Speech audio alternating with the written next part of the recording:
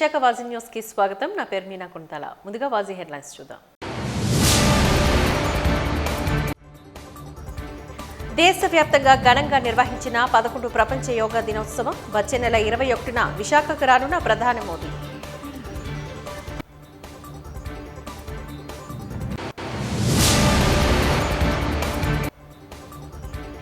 ఉత్తరాంధ్ర ప్రజా ప్రతినిధులు అధికారులతో సమీక్ష నిర్వహించిన మంత్రి నారాయణ. మున్సిపాలిటీల కార్పొరేషన్ అభివృద్ధికి దశాదిశ నిర్దేశించిన మంత్రి.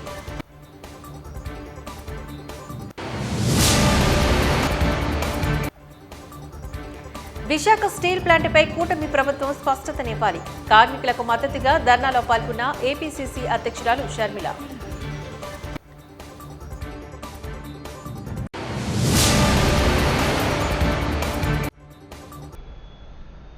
ఇక డీటెయిల్స్ చూద్దాం. భారత ప్రధాని నరేంద్ర మోడీ ఆశయాల మేరకు 2025 జూన్ 21వ తేదీన విశాఖ నగరం వేదికగా 11వ అంతర్జాతీయ యోగా దినోత్సవ వేడుకలు యోగాంధ్ర 2025 పేరున మే 21 నుంచి 2025 జూన్ 21వ తేదీ వరకు విశాఖ నగరంలో యోగా కార్యక్రమాలు జరుగుతున్న నేపథ్యంలో 2025 మే 21వ తేదీ బుధవారం ఆర్కే బీచ్ సమీపంలో విశ్వప్రియ ఫంక్షన్ హాల్ ఎదురుగా గల బహిరంగ ప్రాంగణంలో యోగాంధ్ర కార్యక్రమాలు లాంఛనంగా ప్రారంభమయ్యాయి.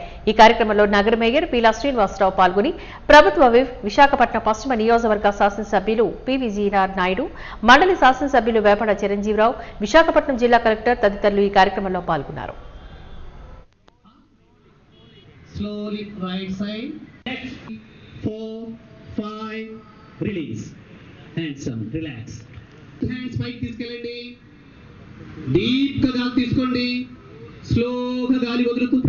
మీ కాలని 3 feet గ్యాప్ తీసుకోండమ్మా. First fold your left leg. Bhadrasana. Ready go. అంతవరకు వస్తే అంతవరకు చేయండి. Deep breath up. Come on. ముందు రైట్ లెగ్ పైకి తీసుకెళ్ళి లెఫ్ట్ లెగ్ పక్కకు తీసుకురండి. Relax all of you. And inhale from the left nostril. And close nostril. And last round, inhale from the left nostril. అందరూ అనాలి.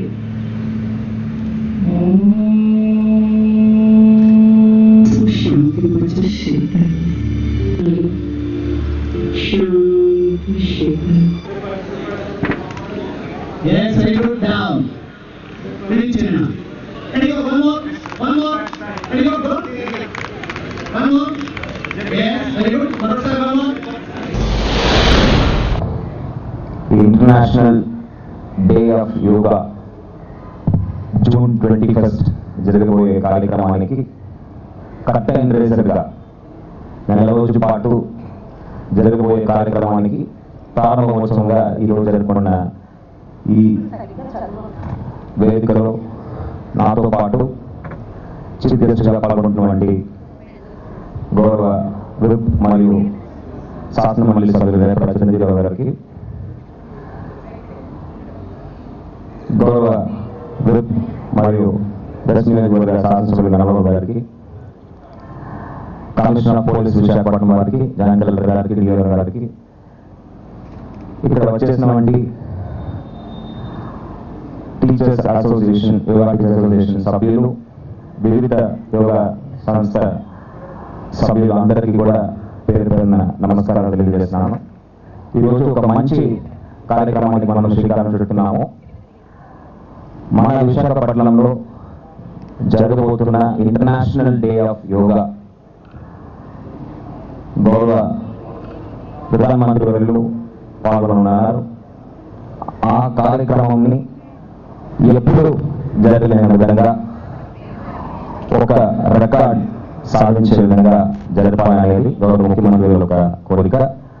ఆ కోరిక మేరకు మనము ఈ రోజు నుంచి సిద్ధమవుతున్నాము. నిజంగా చెప్పాలంటే ఒక రోజులో వచ్చి కూర్చొని యోగా చేయండి అంటే చేయలేదు.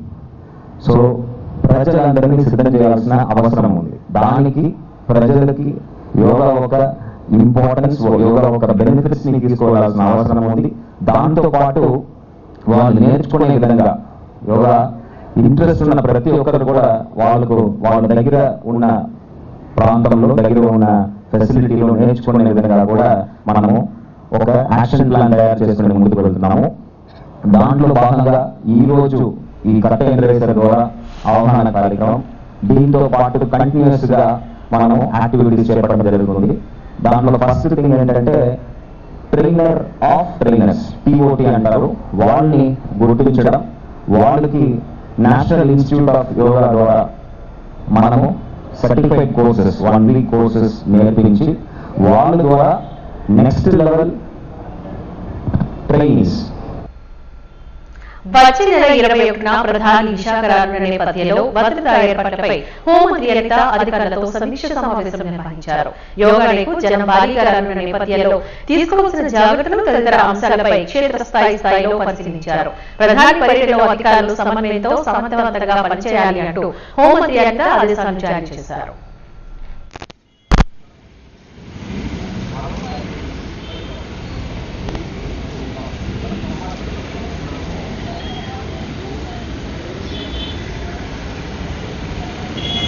మనకి తెలియదు.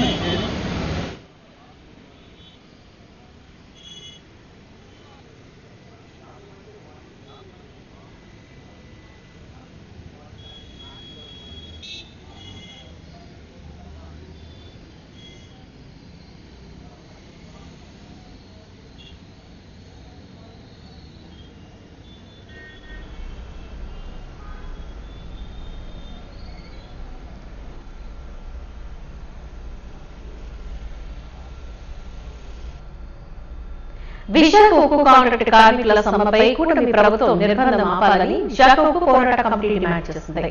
విశాఖ ఉక్కు కాంట్రాక్ట్ కార్మికుల సమ్మెపై రాష్ట్రంలోని టీడీపీ, జనసేన, బీజేపీ కూటమి ప్రభుత్వం పోలీస్ నిర్బంధాన్ని తక్షణమే నిలిపివేయాలి అంటూ సిపిఎం విశాఖ జిల్లా కార్యదర్శి ఎం జగ్గునాయుడు, సిపిఐ విశాఖ జిల్లా కార్యదర్శి ఎస్కే రెహమాన్ డిమాండ్ చేశారు. ప్రభుత్వ నిర్బంధ చర్యలకు వ్యతిరేకంగా వామపక్షాలు నేడు జగదాంబ జంక్షన్ లో నిరసన కార్యక్రమాన్ని నిర్వహించాయి. కార్యక్రమాన్ని ఉద్దేశించి నేతలు మాట్లాడారు.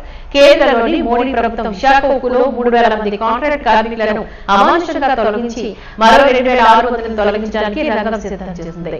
సంస్థ ఉత్పత్తిలో దశాబ్దాల తరబడి కీలక పాత్ర పోషిస్తూ తమ జీవితాన్ని పణంగా పెట్టిన కాంట్రాక్ట్ కార్మికులను వేల సంఖ్యలో అర్ధాంతరంగా రోడ్డును పడేస్తే వారి కుటుంబ జీవితాలు ఏం కావాలని వారు ప్రశ్నించారు. ఈ తొలగింపులో కార్మిక చట్టాలను పూర్తిగా కాలం వస్తుంది అంటూ దుయ్యబట్టారు.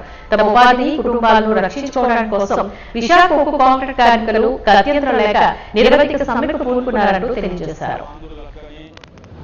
ఆనాడు 32 మంది బలిదానం సాధించుకున్న విశాఖ స్టీల్ ప్లాంట్ ని నేడు ప్రైవేట్ వాటికి అంచెలంచెలుగా ఇచ్చేయడానికి కేంద్ర ప్రభుత్వం బీజేపీ అనేది కుట్ర పడుతుంది. ఎందుకంటే ఆనాడు అప్పుడున్న కాంగ్రెస్ ప్రభుత్వం అనేది 4,800 కోట్లు మాత్రమే పెట్టింది.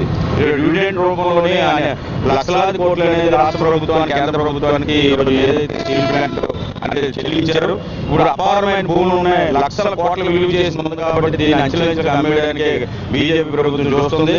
కార్మికులు ఏదైతే ఉత్పత్తి చేస్తున్నారు, అవుట్ సోర్సింగ్ కానీ, కాంట్రాక్ట్ కార్మికులు కానీ, పర్మనెంట్ కార్మికులు కానీ, దశాబ్దాల కాలం నుంచి ఉత్పత్తి చేసి అంత పెద్ద ఎత్తున ఈరోజు స్టీల్ ప్లాంట్ అంత పెద్దగా ఈరోజు ప్రభుత్వానికి పన్నులు కడుతున్నారంటే కార్మికుల శ్రమ ఎంత ఉందనేది ఈరోజు బీజేపీ ప్రభుత్వం అనేది ఆలోచించాలి. ఎందుకంటే ఆలోచన లేకుండా ఈ ఎన్నికల ముందు సంవత్సరానికి 2 కోట్ల ఉద్యోగాలు ఇస్తారని అని చెప్పి నేడు ఉన్న ఉద్యోగాలనే తీసే పరిస్థితులు ఉన్న ప్రైవేట్ కంపెనీలు అన్నింటినీ కూడా ప్రైవేట్ వాళ్ళు దారాదత్తం చేయడానికి ఈరోజు బీజేపీ ప్రభుత్వానికి కంకణం కట్టుకుంది.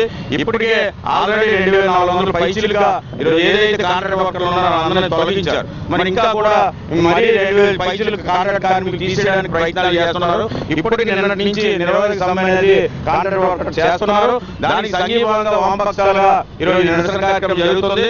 ఇప్పటికైనా బీజేపీ అనేది కళ్ళు తెరిచి ఏదైతే మీరు విశాఖ ఉక్కు ఆందోళనకు అనేది బలిదానమై సాధించుకున్న విశాఖ స్టీల్ ప్లాంట్ ని ప్రభుత్వ రంగంలో కొనసాగించాలి, లేదా స్థాయిలో విలీనం చేయాలి.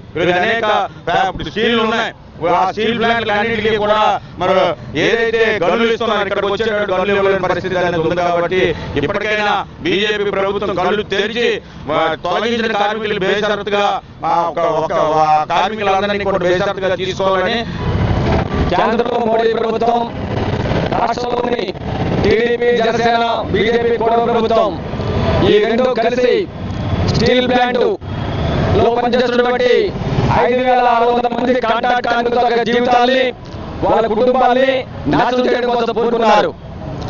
దశాబ్దం తరబడి స్టీల్ ప్లాంట్ ఉత్పత్తిలో కీలక పాత్ర పోషిస్తున్నటువంటి కాంట్రాక్ట్ కార్మికుల్ని అక్రమంగా తొలగిస్తూ ఉన్నారు. మేము కేంద్ర ప్రభుత్వాన్ని రాష్ట్ర ప్రభుత్వాన్ని డిమాండ్ చేస్తున్నాం, అడుగుతున్నాం. కాంట్రాక్ట్ కార్మికులు వేల మంది బయట నెట్టేసి వాళ్ళ కుటుంబాలు ఏం కావాలి, వాళ్ళ ఆధారపడి జీవితాలు ఏం కావాలి, మీకు ఏమాత్రం బాధ్యత ఉందని చెప్పి మేము ప్రశ్నిస్తున్నాం. కాబట్టి ఈ అక్రమ తొలగింపులు వెంటనే నిలిపివేయాలని, ఇప్పటికే తొలగించినటువంటి 3,000 మంది కాంట్రాక్ట్ కార్మికుల్ని తక్షణమే విధుల్లో తీసుకోవాలని చెప్పి సిపిఎం సిపిఐ వామపక్ష పార్టీ తరఫున ఈరోజు డిమాండ్ చేస్తూ ఉన్నాం. కేంద్ర ప్రభుత్వం స్ట్రాటజిక్ సేల్ పేరు మీద స్టీల్ ప్లాంట్ అమ్మకానికి పెట్టి ప్లాంట్ ని అసలు చేసి మోడల్ డిఎస్సీ జయప్రదం చేయాలి. యూటీఎఫ్ డివైఎఫ్ఐ ఆధ్వర్యంలోని ఈ నెల 28న మోడల్ డిఎస్సీ పరీక్షను జయప్రదం చేయాలి అంటూ యూటీఎఫ్ జిల్లా కార్యదర్శి టిఆర్ అంబేద్కర్, డివైఎఫ్ఐ జిల్లా అధ్యక్ష కార్యదర్శులు యుఎస్ఎన్ రాజు సంతోషం తెలియజేశారు. జిల్లా కార్యాలయం నందు విలేకరుల సమావేశాన్ని నిర్వహించారు. ఈ సందర్భంగా వారు మాట్లాడుతూ డివైఎఫ్ఐ పోరాట ఫలితంగా రాష్ట్రంలోని డిఎస్సీ నోటిఫికేషన్ సాధించడం జరిగిందని తెలిపారు. ఈ కార్యక్రమంలోని యూటీఎఫ్ డివైఎఫ్ఐ మెగా డిఎస్సీ కోసం ఆందోళన పోరాటం నిర్వహించామని అన్నారు. మోడల్ డిఎస్సీ పేపర్ ను ప్రముఖ విద్యావేత్త మాజీ ఎమ్మెల్సీ లక్ష్మణరావు గారి చేత తయారు చేయబడుతుందని అన్నారు. రాబో డిఎస్సీ పరీక్షకు ఈ మోడల్ పరీక్ష ఎంతగానో ఉపయోగపడుతుందని అన్నారు. ఎన్టీటీ పరీక్షలకు మాత్రమే పరీక్ష నిర్వహిస్తున్నామని అభ్యర్థులు గమనించాలని తెలిపారు. రిజిస్ట్రేషన్ ఫీజు 50 రూపాయలు అన్నారు. జిల్లాలోని అభ్యర్థులు యూటీఎఫ్ డివైఎఫ్ఐ ఆధ్వర్యంలో నిర్వహించే మోడల్ డిఎస్సీ పరీక్షను సద్వినియోగం చేసుకోవాలని అన్నారు. సంప్రదించాల్సిన ఫోన్ నంబర్లు జిల్లాలోని 9398970538 ఆర్ 6302272862 నంబర్లకు ఫోన్ చేసి పేరు నమోదు చేసుకోవాలని సూచించారు. సమావేశంలో డిఎఫ్ఎఫ్ జిల్లా ఉపాధ్యక్షులు ఉమా, శైలజ తదితరులు పాల్గొన్నారు. ఏదైతే డిఎస్సి సాధించామో నిరుద్యోగ అభ్యర్థులు ఈ పరీక్షల్లో కూడా ఉత్తీర్ణులయ్యి వాళ్ళు గోల్ ఉపాధ్యాయులు అవడానికి రీచ్ అవ్వాలనే ఉద్దేశంతో ప్రముఖ విద్యావేత్త కెఎస్ లక్ష్మణరావు గారితో ఈ పేపర్ డిఎస్సి మోడల్ పేపర్ తయారు చేస్తా ఉన్నాం, మోడల్ టెస్ట్ నిర్వహిస్తా ఉన్నాం. ఈ అవకాశాన్ని అభ్యర్థులందరూ ఉపయోగించుకోవాలని చెప్పేసి కోరుతా ఉన్నాం. డిఎస్సీ కోసం డివైఎఫ్ఐ అని చెప్పి అతిపెద్ద పోరాటం డివైఎఫ్ఐగా చేయడం జరిగింది. రాష్ట్ర వ్యాప్తంగా ఎన్నోసార్లు రాష్ట్రంలో అవడం కానీ, అలాగే అప్పుడున్న ప్రభుత్వం జగన్మోహన్ రెడ్డి ప్రభుత్వం ఉండేటప్పుడు బొత్స సత్యనారాయణ ఇంటి మీద వెళ్ళి అక్కడ రాష్ట్రాలు చేయడం, ధర్నా చేయడం, అలాగే మనం ఇలాగ అనేక రకాల పోరాటాలు నిరాహారదీక్షలు కూడా నిరాహారదీక్షలు కూడా చేసి అనేక రకాల పోరాటాల ద్వారా డిఎస్సీ అనేది నోటిఫికేషన్ ఇచ్చుకోవడం జరిగింది. అయితే అప్పుడున్న జగన్మోహన్ రెడ్డి ప్రభుత్వం కేవలం 6,000 పోస్టులు మాత్రమే తీస్తే మళ్ళీ దానికి వ్యతిరేకంగా పోరాడి ఇప్పుడుండే గవర్నమెంట్ చేత ఈ మెగా డిఎస్సీ పోస్టులు వచ్చేలాగా చేయడం జరిగింది. అయితే గవర్నమెంట్ పోస్టులు ప్రకటించినప్పటికీ కూడా అభ్యర్థులకి దానికి కావాల్సిన కాలపరిమితి ఏదైతే ఉందో కనీసంగా 90 రోజులైనా సరే ఇవ్వాలి, ఆ సిలబస్ అంతా రివైజ్ చేసుకోవడానికి కూడా మనం ఈ మధ్య దాని మీద కూడా పోరాటం చేయడం జరిగింది. అయితే పోరాటం ఒక పక్క జరిగినప్పటికీ కూడా ఇక్కడ మనం డిఎస్సీ అభ్యర్థులు ఏదైతే ప్రిపేర్ అవుతున్నారో వాళ్ళకి గవర్నమెంట్ నిర్వహించకపోయినా మేము బాధ్యతగా వాళ్ళకంటూ ఎగ్జామ్కి వెళ్ళే ముందు ఒక మాక్ టెస్ట్ అనేది నిర్వహిస్తే వాళ్ళకి ఒక దానికి ఎక్స్పీరియన్స్ గా ఉంటుంది. అసలు వెళ్ళిన తర్వాత టైం వేస్ట్ చేసుకోకుండా అదోమా షీట్ నింపడం అవన్నీ కూడా, అలాగే వచ్చే క్వశ్చన్ పేపర్లన్నీ కూడా నిష్ణాతులైనటువంటి మనకి ఎవరైతే లక్ష్మణరావు గారు ఉన్నారో ఆయన చేత క్వశ్చన్ పేపర్ ప్రిపేర్ చేయించి ఈ రోజు ఇవ్వడం జరుగుతుంది. కాబట్టి డిఎస్సీ అభ్యర్థులు ఎవరైతే ఎన్నో కోటి ఆశలతో టీచర్లు అవ్వాలనే ఉద్దేశంతో ఈ రోజు ఎగ్జామ్స్ రాయడానికి ప్రిపేర్ అవుతున్నారో వాళ్ళందరూ కూడా మేము కల్పిస్తున్న ఈ అవకాశాన్ని సద్వినియోగపరచుకోండి. మీ కోచింగ్ సెంటర్ వద్దే ఈ ఎగ్జామ్ అనేది జరుగుతుంది కాబట్టి మీరు ఈ అవకాశాన్ని సద్వినియోగపరచుకోండి. దీనికి నామినల్ ఫీజు 50 రూపీస్ మాత్రమే రిజిస్ట్రేషన్ ఫీజు ఉంటుంది. అలాగే మీరు ముందే రిజిస్టర్ చేసుకోవడానికి 9966052266 ఆ నెంబర్కి మీరు కాంటాక్ట్ చేయొచ్చు. అలాగే 9490944049 ఈ నెంబర్ కూడా మీరు కాంటాక్ట్ చేసి రిజిస్టర్ చేసుకోవచ్చు. దీనికి సంబంధించిన పోస్టర్లు అలాగే పాంప్లెట్స్ అన్ని కూడా మేము మీ కోచింగ్ సెంటర్ లో చేస్తాము. కష్టజీవుల సమస్యల పరిష్కారం కోసం నిరంతరం కృషి చేసిన గుండాల అప్పలరాజు ఆశయ సాధన కోసం ముందుకు సాగాలని సిఐటిఓ all India road transport workers federation రాష్ట్ర ప్రధాన కార్యదర్శి మున్సిపల్ పిలుపునిచ్చారు. మే 6న గుండెపోటుతో అకాల మరణం పొందిన జి అప్పలరాజు సంస్మరణ సభ నేడు ఉదయం 10 గంటలకు ఆటో యూనియన్ ప్రధాన కార్యదర్శి కె సత్యనారాయణ అధ్యక్షతన నిర్వహించబడింది. ముందుగా అప్పలరాజు చిత్రపటానికి పూలమాలలు వేసి ఘన నివాళులర్పించారు. ఈ సందర్భంగా ముఖ్య వక్తగా పాల్గొన్న ముజఫర్ మాట్లాడుతూ మోటార్ ఆటో రంగంలో కార్మికులు ఎదుర్కొంటున్న సమస్యలపై నిరంతరం పోరాడే వ్యక్తి, ప్రధానంగా వెల్ఫేర్ బోర్డు కావాలని, జీవో నంబర్ 21 రద్దు చేయాలని సమ్మె నోటీస్ ముందు రోజు ఇచ్చి రెండో రోజు ఉదయం 5 గంటలకే స్ట్రోక్ వల్ల మృతి చెందిన కార్మికులకు తీరని లోటు, పెదూతి ప్రాంతంలో పేదల సమస్యలను అధ్యయనం చేసి ఇల్లు లేని పేదలకు ఇల్లు ఇవ్వాలని ప్రభుత్వాలతో పోరాడి స్పందించకపోతే ఈ ప్రాంతంలో పేదలకు అదిలించి సిపిఎం న్యాయకత్వంలో ఎర్రజెండాలు పాటించి అనేక మందికి ఇల్లు ఇప్పించారని కొనియాడారు. హార్ట్ అటాక్ తో చనిపోవడం జరిగింది. వారికి ఈరోజు సంస్మరణ సభ పెట్టి నివాళి అర్పిస్తున్నాం. వాస్తవంగా అయితే కార్మిక హక్కులన్నీ కాలరాస్తూ ప్రభుత్వ రంగాన్ని నాశనం చేస్తూ కాంట్రాక్ట్ కార్మికులు, క్యాజువల్ లేబర్స్ పేరుతోటి అతి తక్కువ వేతనాలు ఇస్తూ ఈఎస్ఐ, పిఎఫ్ కానీ ఏమీ లేకుండా ముఖ్యంగా ఆటో కార్మికులకు కానీ ట్రాన్స్పోర్ట్ రంగంలో పనిచేస్తున్న లారీ డ్రైవర్లకు కానీ ఎటువంటి సంక్షేమ చట్టాన్ని కేరళ, కర్ణాటక, మరి తమిళనాడులో ట్రాన్స్పోర్ట్ వెల్ఫేర్ బోర్డులు ఉన్నాయి. మరి ఆంధ్ర రాష్ట్రంలో పెట్టమని చెప్పేసి అనేక సార్లుగా ముఖ్యమంత్రి గారికి మెమోరాండాలు ఇచ్చినా సరే పట్టించుకోవట్లేదు. ఇటువంటి సందర్భంలో మరి దేశం కార్మికులంతా జూలై 9వ తారీఖున పెద్ద ఎత్తున మళ్ళీ సమ్మె చేయాలని చెప్పేసి నిర్ణయం చేయడం జరిగింది. అదేవిధంగా ఇక్కడ స్టీల్ ప్లాంట్ కార్మికులు సమ్మె చేస్తున్నారు. ఎక్కడికక్కడ కార్మికులు వాళ్ళ హక్కుల కోసం, వాళ్ళ జీవనం కోసం పోరాడుతున్నారు. ఈ నేపథ్యంలో ట్రాన్స్పోర్ట్ కార్మికుల పైన విపరీతమైన చలానాలు వేశారు. మోటార్ ట్రాన్స్పోర్ట్ వర్కర్స్ యూనియన్ ప్రధాన కార్యదర్శిగా చాలా కాలం బట్టి పనిచేస్తూ ఉన్నారు. అలాగే ఆటో యూనియన్ నేతృత్వంలో వైస్ ప్రెసిడెంట్గా కూడా పనిచేస్తున్నారు. గత ఈయన చిన్న వయసు నుంచే ఆటో మోటారే కాకుండా కార్మిక సమస్యల మీద అనేక విధాలుగా పనిచేయడం, ఆయన జీవితాంతా కూడా సిఐటియుగా కార్మిక సేవలోనే ఆయన గడపడం జరిగింది. ఒకప్పుడు అరకులో కూడా ఏమి లేని సమయంలో కూడా అరకులో కూడా సంఘాలుగా తిరిగి అక్కడ పెద్ద ఎత్తున పోరాటాలు చేసి అక్కడంతా ఉద్యమాలు కూడా కీలక పాత్ర వహించాడు. అలాగే ఈ రోజుకి కూడా ఈ చనిపోయేంత వరకు కూడా మొత్తం కార్మిక వర్గం కోసం పోరాడుతూ ఆఖరికి 20వ తారీఖు జరగబోయే సమ్మె కోసం ప్రచారంలో తిరుగుతూ 6వ తారీఖున ఆయన ఆటోకి వచ్చి మరణించడం మనందరికీ కూడా చాలా బాధాకరమైన విషయం. పీఎఫ్ ను పునరుద్ధరించి తమను ఉద్యోగులుగా గుర్తించాలని రాష్ట్ర ప్రభుత్వాన్ని డిమాండ్ చేస్తూ ఏపీ ఎన్సీఏ ఆధ్వర్యంలో 24వ రోజు నిరసన కార్యక్రమాన్ని వర్షాన్ని సైతం లెక్క చేయకుండా కొనసాగబడింది. జీవీఎంసీ గాంధీ విగ్రహం వద్ద తమ డిమాండ్ల సాధన కోసం గత 23 రోజులుగా చేస్తున్న నిరసనను నిర్లక్ష్యం చేస్తే తమ శ్రమకు గుర్తింపు ఉండదని మహిళా కమ్యూనిటీ హెల్త్ ఆఫీసర్లు వాపోయారు. ఏజెన్సీ ఏరియాలో సైతం నిరంతరంగా విధులకు హాజరవుతూ ప్రజల ఆరోగ్య రక్షణ లక్ష్యంగా అలసత్వం లేకుండా పనిచేస్తున్న తమను రెగ్యులర్ చేయాలని డిమాండ్ చేస్తున్నారు. ఎన్హెచ్ఎం తరహాలో తమకు కూడా 23% జీతభత్యాల పెంపు అందించాలని కోరారు.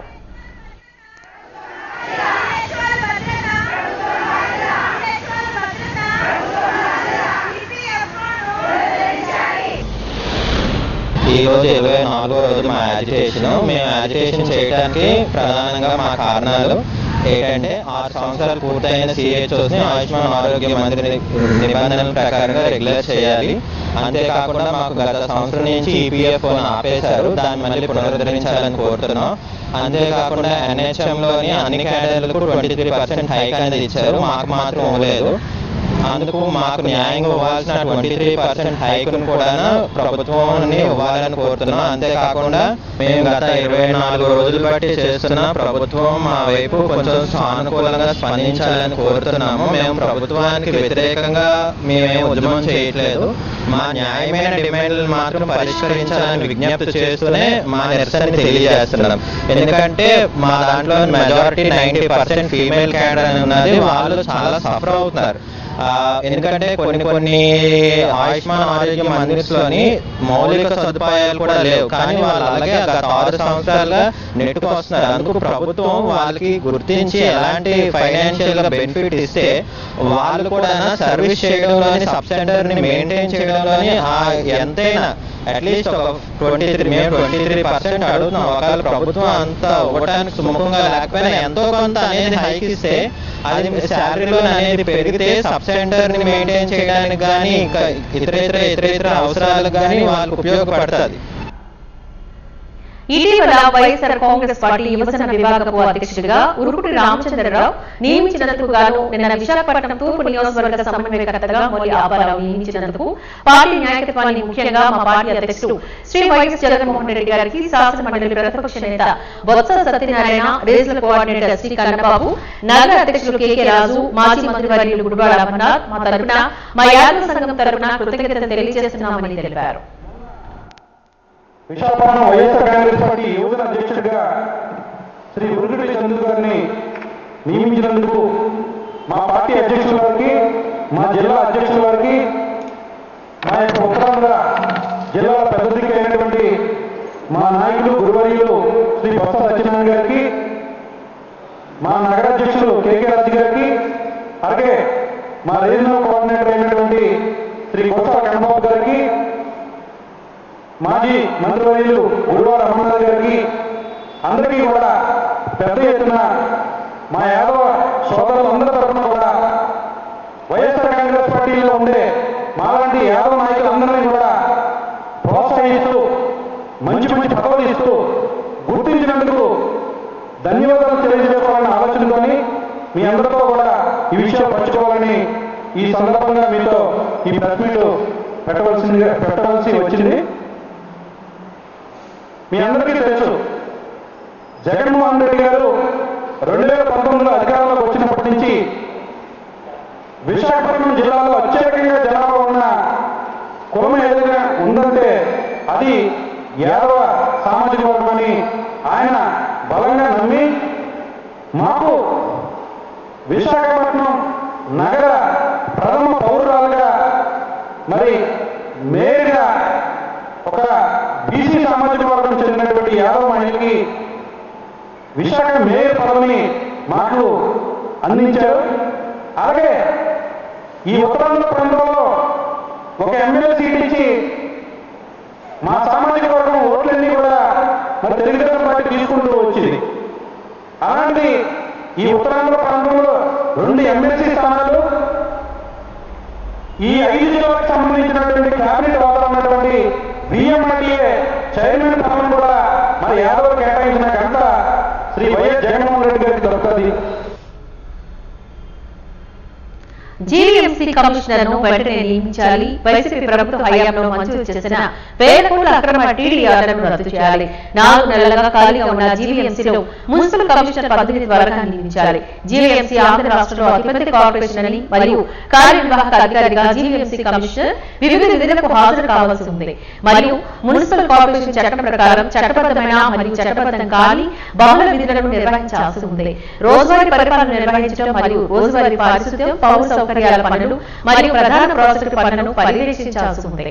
విశాఖపట్నం చరిత్రలోని ఎప్పుడూ జరగని విధంగా కొత్త సంకీర్ణ ప్రభుత్వం రెగ్యులర్ కమిషన్ నియామకం లేకుండా ఇంత పెద్ద మున్సిపల్ కార్పొరేషన్ ఎలా నడుపుతుందో అని విశాఖ ప్రజలు భావిస్తున్నారు. ప్రభుత్వంలో మార్పు జరిగినప్పటికీ రాష్ట్ర పరిపాలనలో ఎటువంటి మార్పు లేదని కూడా వారు భావిస్తున్నారు. కార్పొరేషన్ లో ఎన్నికైన కౌన్సిల్ సభ్యులు ఉన్నప్పటికీ కూడా రాష్ట్ర ప్రభుత్వం రెగ్యులర్ కమిషన్ నియమించుకోవడం ఎన్నికైన స్థానిక సంస్థల ప్రజాప్రతినిధులందరినీ అగౌరవపరిచినట్లుగా ఉంది. అనేక సమస్యలు యాక్చువల్గా చెప్పడం జరిగింది. వాటన్నిటి కూడా ఎలా సొల్యూషన్ చేయాలి, ఎంత టైంలో చేయాలనేది ఒక దిశానిర్దేశంగా ముందుకు పోవడం జరిగింది. 2014-19లోనే ముఖ్యమంత్రి గారు అప్పుడున్న 13 జిల్లాలో ఒక్కొక్క జిల్లాని ఏ యాంగిల్లో డెవలప్ చేస్తామంటూ విశాఖపట్నాన్ని ఫైనాన్షియల్ సిటీగాను ఐటీ హబ్గా చేస్తామని ఆ రోజు నిర్ణయించడం జరిగింది. అసెంబ్లీలోనే యాక్చువల్గా దాని మీద డిస్కషన్ చేసి నిర్ణయించారు. అదే డైరెక్షన్లో ఈరోజు విశాఖపట్నం ఈరోజు ముఖ్యమంత్రి గారు ప్రత్యేకమైన శ్రద్ధ చేస్తూ అనేక ప్రాజెక్టులు తీసుకుని ఇక్కడ స్టార్ట్ చేస్తున్నారు. ఈ నేపథ్యంలో భోగాపురం ఎయిర్పోర్ట్ త్వరలో కంప్లీట్ కాబోతుంది. అయితే ఇది పూర్తి అయ్యేటప్పటికీ అక్కడికి అంటే ఎవరైతే ఫ్లైట్స్కి వాటికి పోతారో యాక్చువల్గా ట్రాఫిక్స్ ఇబ్బంది కాకుండా ఉండటానికి అటు విఎంఆర్డీఏ దాదాపు 22 రోడ్లని ప్లాన్ చేశారు. అందులో 15 రోడ్లు ఇమీడియట్గా టేకప్ చేయాలని యాక్చువల్గా దానికి సంబంధించిన టెండర్లు ఆ ప్రాసెస్ చేస్తున్నారు. అవన్నీ కూడా త్వరలో స్టార్ట్ అవుతాయి. దానికి సంబంధించి కన్సల్టెంట్స్ అందరిని పిలిచి కంప్లీట్ చేశారు. అదేవిధంగా ఇక్కడ టిడ్కో హౌసెస్ మీకు అందరూ తెలిసిందే 2014-19లో ఎంతో ప్రతిష్టాత్మకంగా భారతదేశంలో ఏ రాష్ట్రంలో లేనంత విధంగా పేదలు నిరుపేదలకు టిడ్కో హౌస్ కట్టడం 7 లక్షల హౌసెస్ శాంక్షన్ చేసే అవసరం కాదు. కానీ గత ప్రభుత్వం వాటిని నిర్ణయం చేసింది. 7 లక్షల హౌసుల్లో 5 లక్షల హౌసెస్ టెండర్ పిలిచి ఎంతో వేగవంతంగా జరుగుతూ ఉంటే గత ప్రభుత్వం వచ్చి వాటిని 2,61,000 కుదించింది. పైన ఎవరైనా చేశాడు ఎవరు చేయాల. నేను అమరావతి కోసం అనేక విదేశాలు తిరిగా, రష్యా, చైనా, జపాన్, సింగపూర్. అక్కడ కూడా స్టడీ చేయొచ్చా అక్కడ పేదలు నిరుపేదలకు ఎలా ఉంటాయని అవన్నీ ముఖ్యమంత్రి గారికి వివరించారు. ముఖ్యమంత్రి గారు అంటారు, ఎంత ఖర్చైనా పర్వాలా ప్రతి తల్లి తన బిడ్డలతో భర్తతో ఆనందంగా ఉండాలి. అందుకే అలాంటి హౌసెస్ ని డిజైన్ చేస్తే గత ప్రభుత్వం సాయం చేసింది. ఏదైనప్పుడు ముఖ్యమంత్రి గారు ఆదేశించారు అవి కంప్లీట్ చేయాలని. దాని మీద ఈరోజు టిడ్కో ఎంపీ గారు కూడా పిలిపించారు. ఉన్న సమస్యలన్నింటినీ ప్రజాప్రతినిధులు వారు వివరించారు. ఆల్రెడీ అంతకుముందు డిస్కస్ చేసిన అధికారులతో. ఏదేమైనా కొన్ని హౌసెస్ ని రేపు యాక్చువల్గా విజయదశమికి కంప్లీట్ చేసి ఇవ్వాలని నిర్ణయించారు. దానికి సంబంధించి ఫండ్ కూడా కొంత రాష్ట్ర ప్రభుత్వం టిడ్కోకి రిలీజ్ చేసింది. అది యాక్చువల్గా వాళ్ళ అధికారులు అందరికీ ఇన్స్ట్రక్షన్ ఇచ్చారు. ప్రజాప్రతినిధులు కూడా చెప్పాం, విజయదశమికి అన్ని హౌసెస్ కాకపోయినా కొన్ని హౌసెస్ ని కంప్లీట్ చేసి జరుగుతుంది. అన్నిటికంటే ఇంపార్టెంట్, ముఖ్యమంత్రి గారు ఈ రాష్ట్రంలో ఉన్న 5 కోట్ల మంది ప్రజలకి ప్రతి ఇంటికి కొళాయి ఇవ్వాలి. అది కూడా సర్ఫేస్ వాటర్ ఇవ్వాలి, బోర్లెస్ కాదు. అటు మున్సిపల్ శాఖ కావచ్చు, ఆర్డబ్ల్యూఎస్ పంచాయతీ శాఖ కావచ్చు ఇవ్వమని ఆదేశించారు.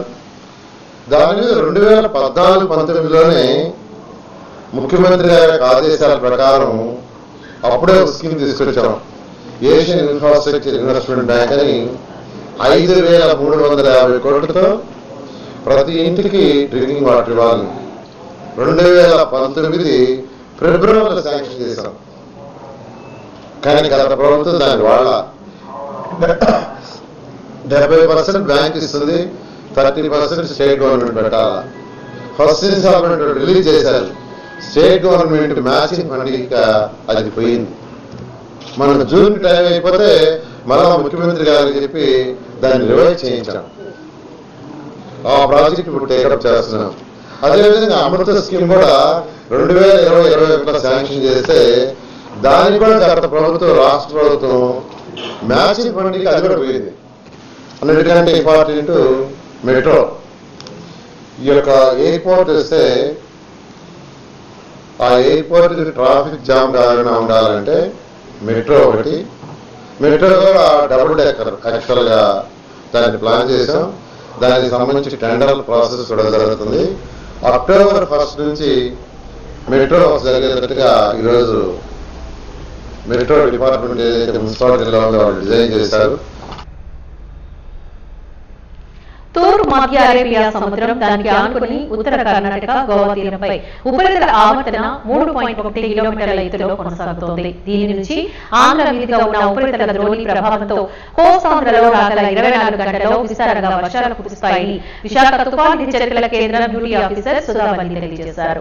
కోస్తాలో రాగల 24 గంటల్లో పశ్చిమ గోదావరి, ఏలూరు, కృష్ణా, గుంటూరు, బాపట్ల, ప్రకాశం, నెల్లూరు జిల్లాలోని భారీగా వర్షపాతం నమోదయ్యే అవకాశం ఉన్నట్లు తెలిపారు.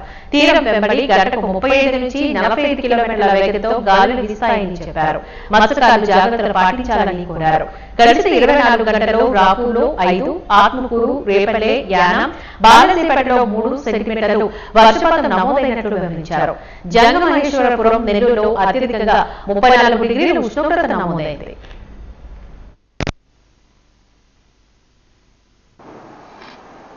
తూర్పు మధ్య అరేబియా సముద్రం అంటే కర్ణాటక, ఉత్తర కర్ణాటక, గోవా తీరాలను ఆనుకుని ఉన్న అరేబియా మహాసముద్రంలో ఉపరితల ఆవర్తనం 3.1 కిలోమీటర్స్ హైట్ వరకు ఉంది. దాని నుండి ఒక ఉపరితల ద్రోణి మనకి ఆంధ్ర మీదుగా పాస్ అవుతోంది. దాని ప్రభావంతో మనకి రాష్ట్రంలో మన ఉత్తర, దక్షిణ కోస్తాంధ్రకి విస్తారంగా వర్షాలు పడే అవకాశం ఉంది. రానున్న 24 గంటలు విస్తారంగా వర్షాలు పడతాయి. దాని ప్రభావంతో 1-2 చోట్ల భారీ వర్షాలు కూడా పడే అవకాశాలు ఉన్నాయి. భారీ వర్ష సూచన ఉన్న జిల్లాలు వెస్ట్ గోదావరి, ఏలూరు, కృష్ణా, గుంటూరు, బాపట్ల, ప్రకాశం, నెల్లూరు. ఈ జిల్లాలో భారీ వర్షపాతం నమోదయ్యే అవకాశం ఉంది. అదేవిధంగా గాలులు 35 నుండి 45 కిలోమీటర్ల వేగంతో, గస్టింగ్ టు 55 కిలోమీటర్ల వేగంతో కోస్తా వెంబడి వీసే అవకాశం ఉంది. ఫిషర్మెన్కి వార్నింగ్స్ ఏం లేవు, కానీ జాగ్రత్తగా ఉండమని వాళ్ళని హెచ్చరిస్తున్నాము. నెల్లూరులో 34 డిగ్రీల అత్యధిక ఉష్ణోగ్రత నమోదైంది. అలాగే గడిచిన 24 గంటల్లో రికార్డైన హైయెస్ట్ వర్షపాతము రాపూర్లో 5 సెంటీమీటర్లు. స్టీల్ ప్లాంట్ లో 2,000 మంది ఉద్యోగాలు పోయి మరో 3,000 మందిని తొలగించడానికి సిద్ధంగా ఉంటే ముఖ్యమంత్రి చంద్రబాబు నాయుడు డిప్యూటీ సీఎం పవన్ కళ్యాణ్ స్పందించకపోవడం దారుణమని వాపోయారు పిసిసి చీఫ్ షర్మిల.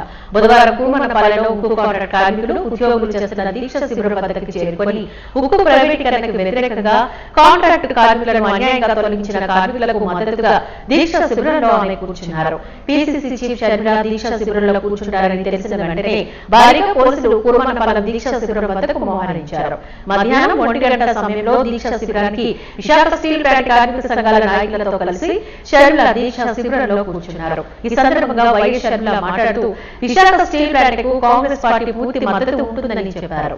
కేంద్రంలో అధికారంలో ఉన్న బీజేపీ పార్టీ క్రమంగా విశాఖ స్టీల్ ప్లాంట్ విచ్ఛిన్నం చేస్తుంది అంటూ విమర్శించారు.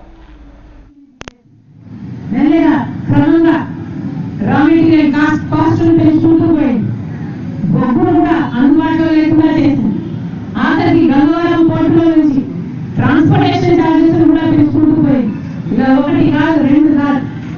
ఫ్యాక్టరీ మైన్ ఇయ్యకపోగా, శైలిలో విలీనం చేయకపోగా అన్ని రకాలుగా అన్యాయం చేస్తూ ఈరోజు విశాఖపట్నం స్టీల్ 28,000 కోట్ల రూపాయల అప్పులో ఉంది అంటే దానికి కారణం బీజేపీ పార్టీ.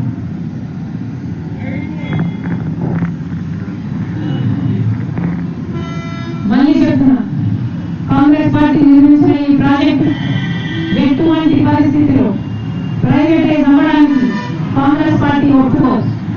ఇటీవల అంటే ఒక రకంగా కాదు కదా, 2021లో ఏమో ఒక ప్రకటన చేస్తారు, దీన్ని ప్రైవేటీకరణ చేస్తున్నాము అని చెప్తారు. ఆ తర్వాత నాయకులు వస్తారు, ప్రైవేటీకరణ చేయడం లేదు అని మంచి మాటలు చెప్తారు, మేము ఓట్లు వేసుకుంటారు. ఆ తర్వాత మళ్ళీ పార్లమెంట్ వెళ్ళి ఆ నిర్ణయం మారలేదు అంటారు. ఏది నిజము, ఏది అబద్ధం? ఇంకెన్ని మోసాలు చేస్తారు, ఇంకెన్ని రకాలుగా పడుకుంటారు. బీఎస్పీ ఎన్టీఆర్ దాసరి జాతీయ రత్న అవా only Dasari cultural academy Visakha రత్న కళా పరిషత్ సంయుక్త నిర్వహణలో నందమూరి 102 దర్శకత్వ దాసరి 78వ జయంతి ఉత్సవాలు ఘనంగా నిర్వహించబడ్డాయి. మంగళవారం సాయంత్రం పౌర గ్రంథాలయంలో నిర్వహించిన ఈ కార్యక్రమం ఎన్టీఆర్ దాసరి చిత్రాలకు సంబంధించిన సినీ గీతాల విభాగంలో హుషారైన గీతాలతో అలంకరించారు. ఈ కార్యక్రమంలో పెద్ద సంఖ్యలో సంగీత దాసరి, ఎన్టీఆర్ అభిమానులు తదితరులు ఈ కార్యక్రమంలో పాల్గొన్నారు.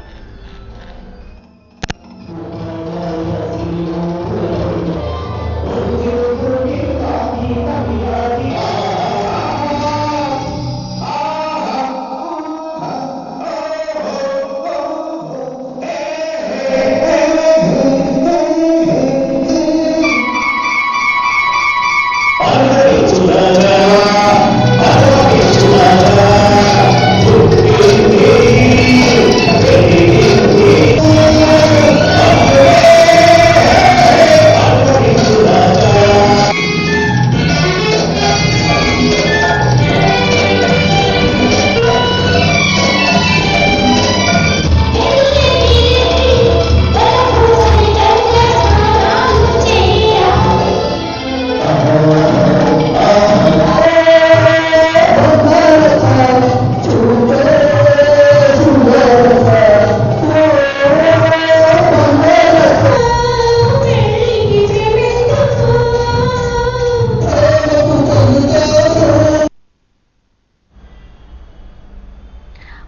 న్యూస్ ముగించే ముందు ముఖ్యాంశాల మరొకసారి చూద్దాం. దేశవ్యాప్తంగా ఘనంగా నిర్వహించిన 11 ప్రపంచ యోగా దినోత్సవం వచ్చే నెల 21న విశాఖకు రానున్న ప్రధాని మోదీ.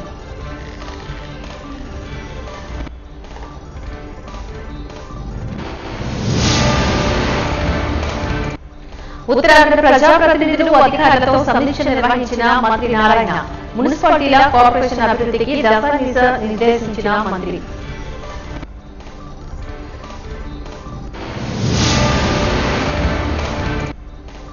విశాఖ స్టీల్ ప్లాంట్పై కూటమి ప్రభుత్వం స్పష్టతనివ్వాలి. కార్మికులకు మద్దతుగా ధర్నాలో పాల్గొన్న ఏపీపీసీసీ అధ్యక్షులు షర్మిల.